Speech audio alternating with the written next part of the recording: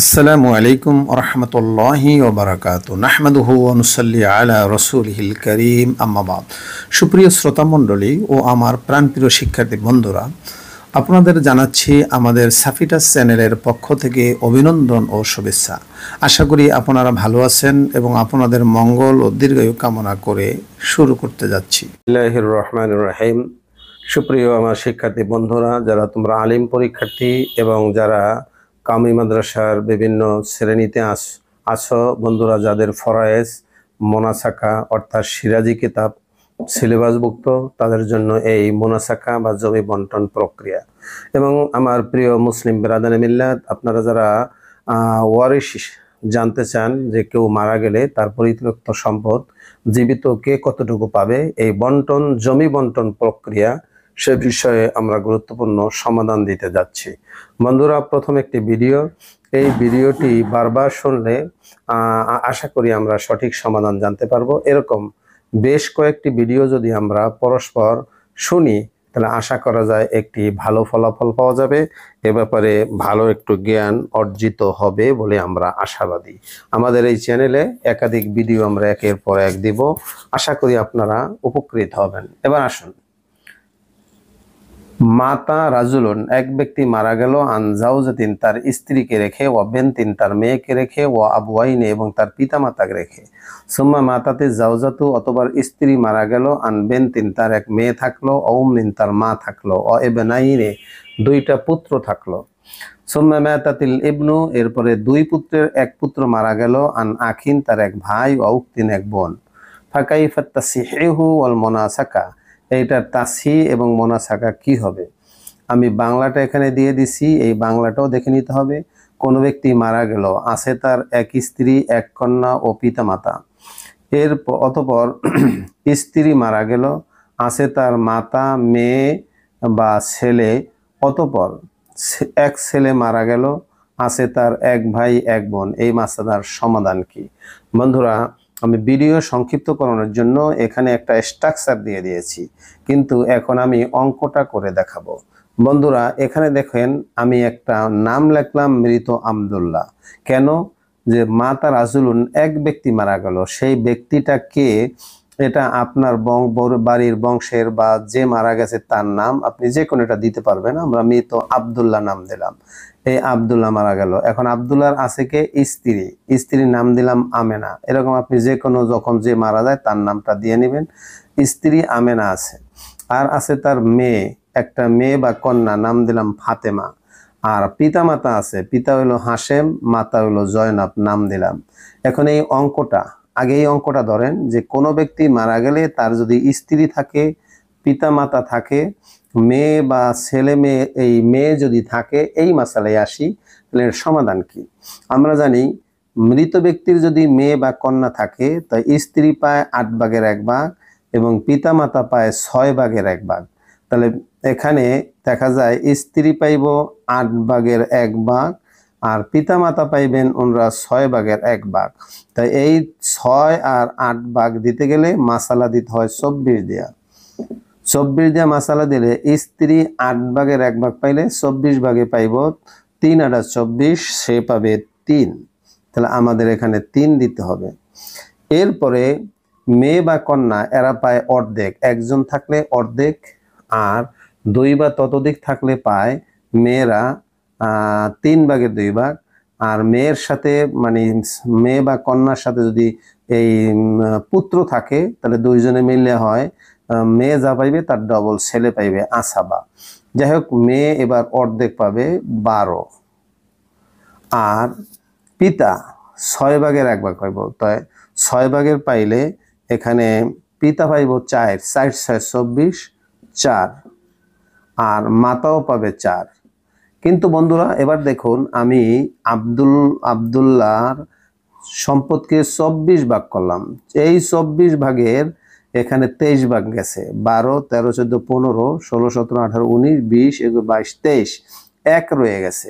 ওই 1 পাবে এই বংশের যে পুরুষ থাকে, সেটা বাবা হোক, ছেলে হোক, ভাই হোক, চাচা হোক, বাতিজা হোক, এরকম বংশের পুরুষ যারা আছে তারা পাবে। তা পুরুষ বলতে শুধু পিতা আছে। এখন ওই যে এক রয়ে গেছে ওইটা আসাবা হিসাবে পিতা আরো এক পাবেন, তাহলে তিনি পেলেন মোট 5। এই 24 ভাগ হয়ে এখানে সমাধান হয়ে গেল। বন্ধুরা, এবার দ্বিতীয় মশলাটি, যে এই আমেনা মারা গেছে, এইটা মৃতা লিখতে হবে। মৃতা আমেনা। আমেনার মাতে 3 আছে, তার সম্পদ 3 ভাগ, 24 থেকে 3 ভাগ পাইছিল। এইটারে এখানে লিখে দিতে হবে যে হাতে তার 3 আছে। আমেনা মারা গেছে, তার 3 আছে। 3 কাঠা জমি, 3 লাখ টাকা অথবা 3 কোটি টাকা, এরকম যত হোক 3 একটা সংখ্যা তার আছে। এবার আমেনার আছে কে কে? মেয়ে বা কন্যা একজন, নাম দিলাম ফাতেমা। এই যে মেয়ে কন্যা যেটা ফাতেমা ওইটাই। আর মাতা, এই আমেনার মা আছে, তার নাম আকলিমা। আমেনার 2টা পুত্র আছে, একটার নাম রুহুল আর একটার নাম হলো বকর। এখন আমরা জানি এই মেয়ে আর ছেলে মানে পুত্র কন্যা থাকলে এই মা পায় 6 ভাগের 1 ভাগ। তাই মাসালার একেবারে সোজা, 6 দিয়ে যদি মাসালা দেই, এই মা পাইবেন 1, 6-এর 1, আকলিমা 1 পাবেন, আর বাকি থাকে 5। এটা মাসালা সহজ আছে। মেয়ে যদি 1 পায়, 6-এর মধ্যে 1 না, মানে নিয়ম হলো 2 পুত্র, 2 পুত্র পাবে ডবল, মেয়ে পাবে, মেয়ে যদি 1 পায় পুত্র পাবে 2, এও পাবে 2। তাহলে এখানে আমার 6-এর ভিতরে মাকে 1 দেওয়ার পরে আছে 5। তা 5-এর মধ্যে আমরা ডাইরেক্ট মেয়েকে 1 দিয়ে দিলে আর এই পুত্রকে 2 দিলে, এই পুত্রকে 2 দিলে, মোটামুটি 2, 2, 4, 5, 6, 6 হয়ে গেছে। এই মাসালার আর কোনো বড় ধরনের ঝামেলা নাই। তবে একটা কথা আছে, আমেনার সম্পদ আছে 3 ভাগ, কিন্তু এই তার ওয়ারিসদেরকে দিতে যায় আমাদের ভাগ করতে হয়েছে 6টা। তাই 6টা করলে ওখানে ছিল 3, হয়েছে ডবল। এই ডবল হওয়ার কারণে এই 3কে 6-এর মধ্যে ভাগ দিতে হবে, অর্থাৎ এইটা দিয়ে ওইটা, ওইটা দিয়ে এইটা, এর ভিতরে ভাগ যদি যায় এই সংখ্যা দিয়ে এইটার অথবা এইটা দিয়ে এইটারে ভাগ যদি যায় সেটাকে বলে তাদাখুল। ভাগ গেলে সেটাকে তাদাখুল বলা হয়। তাদাখুল। আচ্ছা, এটা ব্র্যাকেটে থাকলো, এটা জানলা গেলে গেল, না গেলে সমস্যা নাই। 3 দিয়া এই 6-এর ভাগ দিলে হয় 3 দুগুণী 6, 2। এই 2-এর নাম হলো উফুক। এই 2-এর নাম উফুক। এখন কথা হলো বন্ধুরা, এই যে 2 উফুক বানাইলাম, এটা কেন? যে হাতে আসিল 3, আমরা মাসলা দিলাম 6 দিয়া, 3 ভাগেরে মানে 6 ভাগ দিয়ে দিলাম। তাহলে এই যে বাড়ার কারণে 2 দিয়া, এবার যে এইটা দিয়ে এটার ভাগ দেওয়ার পরে 2 বেরিল উফুক। এই 2 দিয়ে উপরের প্রত্যেকটা জীবিত সংখ্যাকে এবং 24কে পূরণ দিয়ে বাড়াইতে হবে। এটা মৃতা বিদায় লাগবে না। এখানে মেয়ে 12 পাইছিল, এই উফুক 2 দিয়ে 12-রে পূরণ দিয়ে এখানে 24 হবে, মানে 12 দুগুণী 24। আর এখানে বাবা পাইছিল 5, এটারে বানাইতে হবে 10। আর এখানে আসছিল 4, এটাকে বানাইতে হবে 4 দুগুণী 8। আর এই 2 দিয়ে 24-এর পূরণ দিতে হবে, এটার নাম তাসি করা। 2 পূরণ 24 পূরণ 2 সমান সমান 48। এই 2 দিয়ে পূরণ দিতে হবে। আর এইভাবে এটা মাসালা হয়ে গেল। এবার আসুন বন্ধুরা, এই বংশে এবার মারা গেল রুহুল।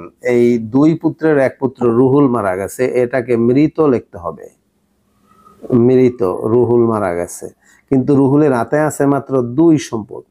2, এই 2টা এখানে লেখা দেই। 2 কোটি হোক, 2 কাঠা জমি হোক, মানে এখানের এই আব্দুল্লাহ সম্পদ থেকে সে 2 অংশ পেয়েছে।